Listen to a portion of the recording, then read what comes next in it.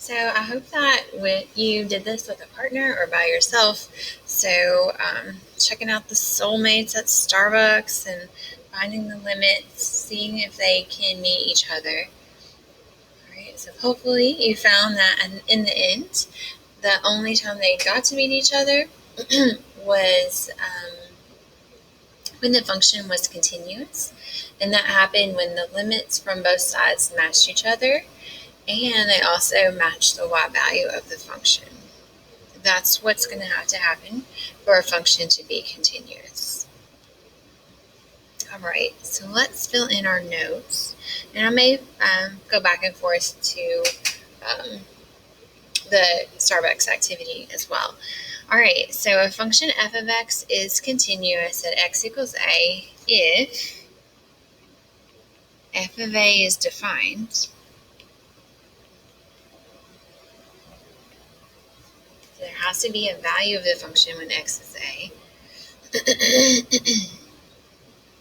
All right, f of the limit as x approaches a from the left of f of x must equal the limit as x approaches a from the right of f of x, and they must equal a finite number.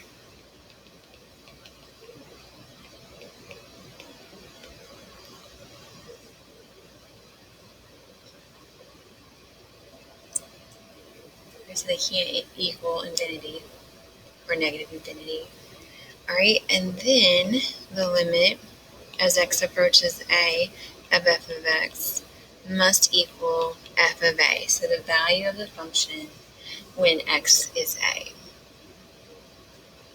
Okay, so we have three types of discontinuity. One of them is a removable discontinuity, and two are non-removable. So the removable point discontinuity is when you have a function like this. So the function is flowing, and then all of a sudden there's a hole, but the graph comes out of the hole.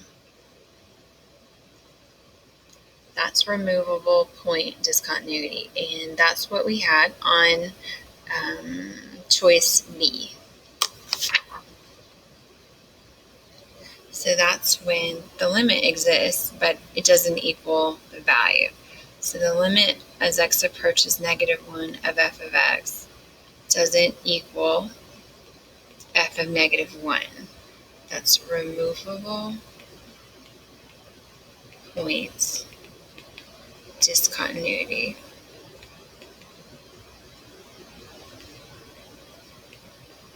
It's a weird word to spell.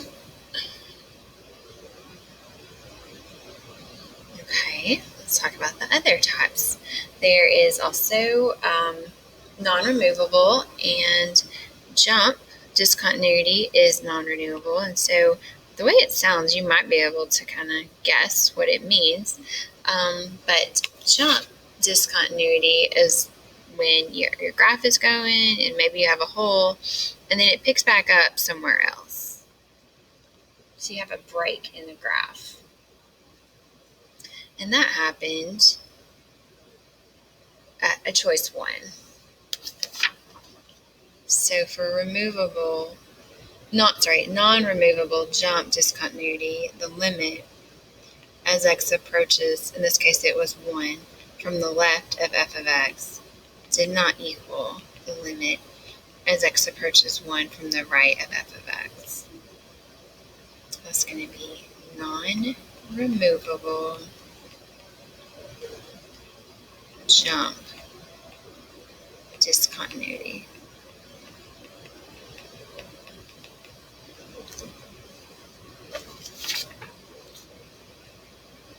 Alright, and then the last type is infinite discontinuity, and it is non-removable. That's going to be one of the cases where you have a vertical asymptote. Alright, so your graph is coming up here, it approaches the vertical asymptote.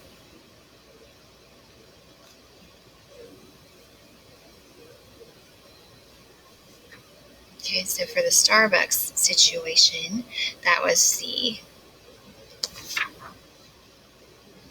So the limit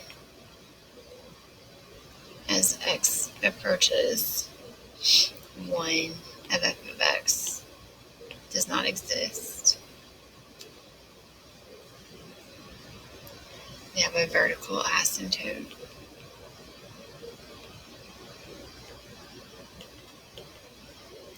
So that's non-removable, infinite discontinuity.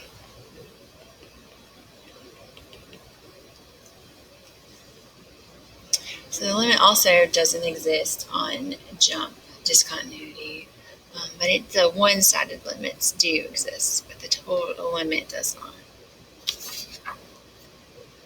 Okay, so on our check for understanding, we're going to determine all the x values from x is -7 to 6, where the function is not continuous, and then we're going to classify each type.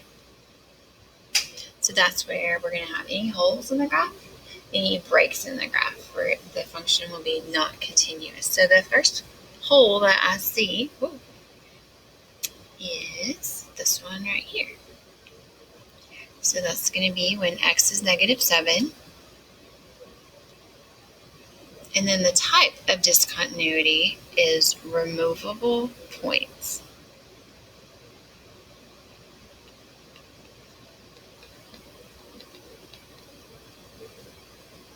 Okay. All right, the next hole or break I see, just moving from left to right, is that one.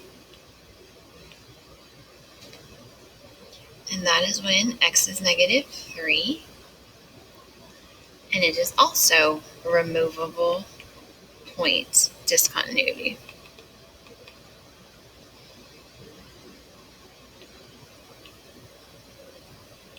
Okay.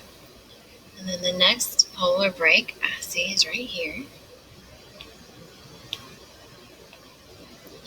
And that is when x is 2. And then that is going to be non-removable jump.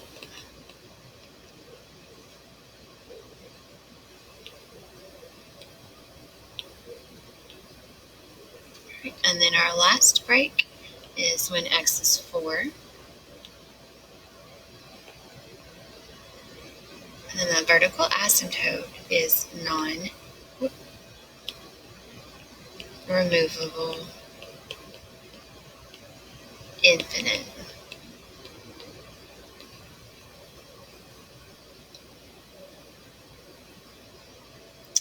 And they put those questions on the AP test. And if you can remember this at the end of the year, then they're fairly simple to get right if you just remember the definitions. All right, for example 2, we're going to let f be the function defined by that. So it's a piecewise function. We want to show that f is continuous at x equals 0 using the definition of continuity. So first we have to show that when x is 0, the function is defined. So that's what I'll do first. So f of 0. So whenever we are evaluating a piecewise function, that's a little different than finding the limit. So when we're evaluating it, we look for the inequality that represents that point. And so since 0 is the cutoff point, we choose the piece that has the equal to. So we would put 0 in for our x.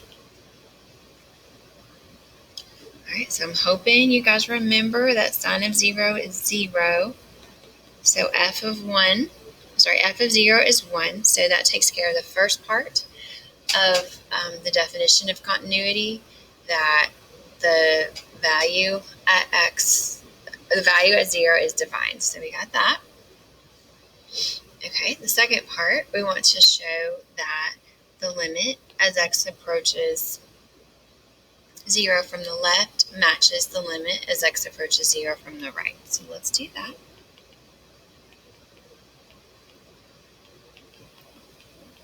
All right, so the numbers on the left side of 0 are going to be less than, so I'm going to plug it right back in to the one I just plugged it in. So we already know that that is 1. All right, and then we'll do the limit as x approaches 0 from the right. So I will plug 0 into the other piece where the x's are on the right side of 0. So that's e to the 0, and everything except 0 to the 0 power is 1.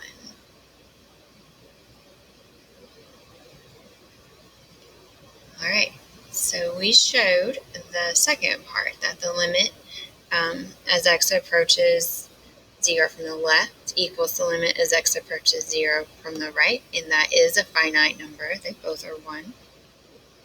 So now we're ready to write our final statement, which includes the stuff for 3. All right, so we would say since the limit as x approaches 0 from the left of f of x equals the limit as x approaches 0 from the right of f of x equals f of 0, and they all equal 1. The long statement there. The function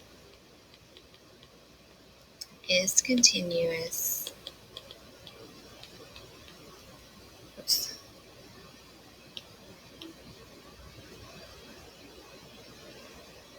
At x equals 0.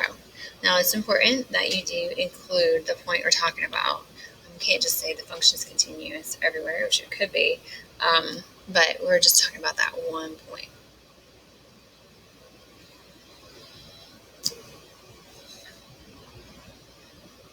Okay, so that's how you use the 3-part definition of continuity. All right, and then for number 3, on which intervals is the function shown to the right continuous?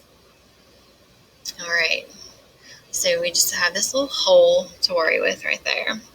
So when the function starts being a function all the way over at negative infinity until we get to where x is -2, our function is continuous. Now we do parenthesis on here, so we always use parentheses with infinity and negative infinity when we're doing interval notation. But also, the -2 is not going to be included because there's a hole there. It's not continuous at that point.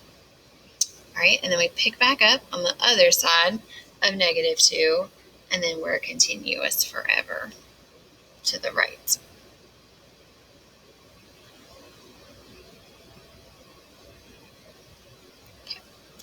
And then for part B, we want to state which parts of the definition is violated at the discontinuity.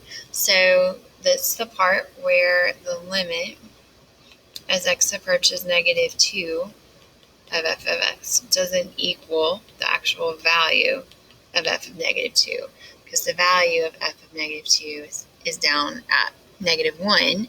The limit is up at 2. All right, so that's all about continuity and discontinuity. So your assignment is just to complete the worksheet that I gave you guys earlier.